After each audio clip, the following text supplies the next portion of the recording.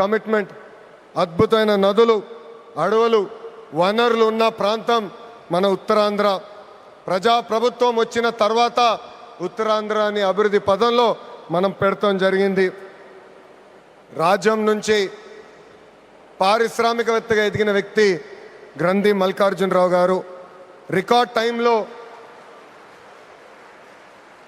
టైంలో ఎయిర్పోర్ట్ నిర్మించి జన్మభూమి రుణం తీర్చుకున్నారు. మన శ్రీకాకుళం ముద్దుబిడ్డ, నాకు తమ్ముడు సమానమైన రాముని కూడా నేను అభినందించాలి.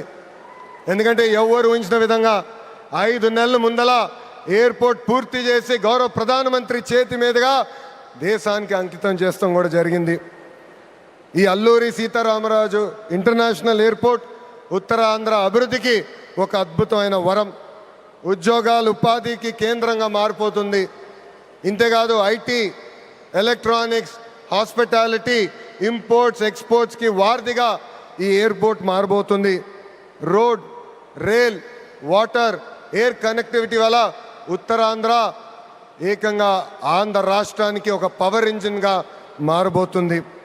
ఒకప్పుడు ఉత్తరాంధ్ర అంటే వెనుకబడతాం, ఉత్తరాంధ్ర అంటే వలసలు, ఉత్తరాంధ్ర అంటే చిన్న చూపు. అలాంటిది ఇప్పుడు ఉత్తరాంధ్ర అంటే ఉద్యోగాలు, ఉత్తరాంధ్ర అంటే అభివృద్ధి, ఉత్తరాంధ్ర అంటే బంగారు భవిష్యత్తు. ఇక్కడున్న యువకులు విమానం ఎక్కి అవకాశాల కోసం వేరే దేశాలకు వెళ్ళాల్సిన అవసరం లేదు. అవకాశాలు విమానం ఎక్కి ఉత్తరాంధ్రకు వచ్చే బాధ్యత కూటమి ప్రభుత్వం తీసుకుంటుందని ఈ సభాముఖం మీ అందరికీ నేను హామీ ఇస్తున్నా. ప్రజాప్రభుత్వం ఏర్పడి 2 ఏళ్ళైంది. గడిచిన 2 ఏళ్ళలో ఇది 5వ గౌరవ ప్రధానమంత్రి నరేంద్ర మోడీ గారు ఆంధ్ర రాష్ట్రానికి వస్తాం. ఆంధ్రప్రదేశ్ అన్నా, ఆంధ్ర ప్రజలన్నా ఆయనకు అపారమైన ప్రేమ.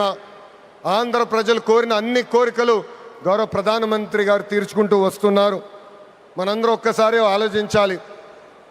గుజరాత్ ఈరోజు ఇంత అభివృద్ధి చెందిందంటే అక్కడ కంటిన్యూస్గా ఒకే ప్రభుత్వం అధికారంలోకి వస్తుంది. ఆంధ్ర రాష్ట్రంలో కూడా అభివృద్ధి పదంలో ముందలు నడవాలంటే మళ్ళీ ఎన్డీఏ ప్రభుత్వాన్ని గెలిపించాల్సిన బాధ్యత ఆంధ్ర ప్రజలపైన ఉందని ఈ సభాముఖంగా కోరుకుంటున్నా. సంక్షేమం, అభివృద్ధి అనేది ప్రజాప్రభుత్వాన్ని జోడెద్దుల బండి. ఈరోజు వేదికమైన మీరు చూడండి, ఒక్కసారి ఆలోచించండి. ఆనాడు అశోక్ గజపతి రాజు గారు కేంద్రంలో సివిల్ ఏవియేషన్ మంత్రిగా ఉన్నప్పుడు వేసిన పునాది.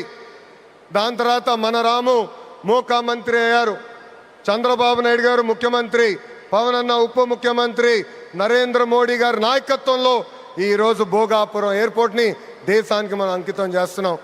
అది మా కమిట్మెంట్, అది మా పట్టుదల. ఉత్తరాంధ్రాని నంబర్ 1 చేసే బాధ్యత కూటమి ప్రభుత్వం తీసుకుంటుందని ఈ సభాముఖంగా మీ అందరికీ తెలియజేసుకుంటూ, पूरा ईस्ट कोस्टल इंडिया तेजी से आगे बढ़ रहा है. ये ईस्ट इंडिया कंपनी का युग नहीं, ईस्ट कोस्टल इंडिया का युग है. सुंदरबन से श्रीहरिकोटा तक एनडीए की डबल इंजन सरकार रॉकेट की तरह विकास कर रहा है. ये है नमो का ताकत और हमारा रिस्पॉन्सिबिलिटी है 2029 में फिर नमो भारत देश का प्रधानमंत्री बनने का. ये है हमारा नमो. ఇంత అద్భుతమైన అవకాశం ఇచ్చిన ఉత్తరాంధ్ర ప్రజలందరికీ పేరు పేరున నా హృదయపూర్వక ధన్యవాదాలు తెలుపుకుంటూ మీ అందరి దగ్గర నుంచి సెలవు తీసుకుంటున్నా. జై హింద్. అందరు చెప్పాలి, జై హింద్, జై Hind. Thank you. Thank you sir, thank you very much.